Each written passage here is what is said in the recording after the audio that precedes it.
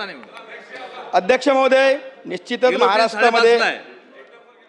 निश्चितच महाराष्ट्रामध्ये माननीय मुख्यमंत्री फडणवीस साहेब व आमचे रोजगार हमी मंत्री गोगावले साहेब यांच्या नेतृत्वात फार चांगलं काम सुरू आहे। माझे फक्त स्पेसिफिक 2 प्रश्न आहे।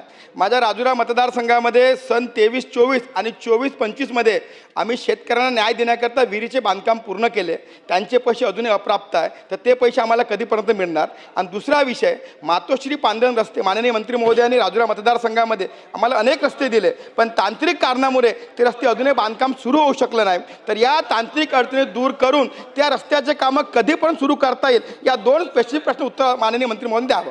पैसे आले का पहिले तुमचे देतो सगळ्यांचे सांगितल्याप्रमाणे, परंतु हे जी काही कामं आहेत केंद्रातनं येणार आहेत ते वेगळे आणि राज्यातनं आहेत ते पण आम्ही देतो, दोन्हीची मॅच होते ते देतो। परंतु जे रस्त्यांची अडचण निर्माण झालेली होती ती पण आम्ही टप्प्याटप्प्यात दूर करतोय, परत तुम्हाला अडचण येणार नाही।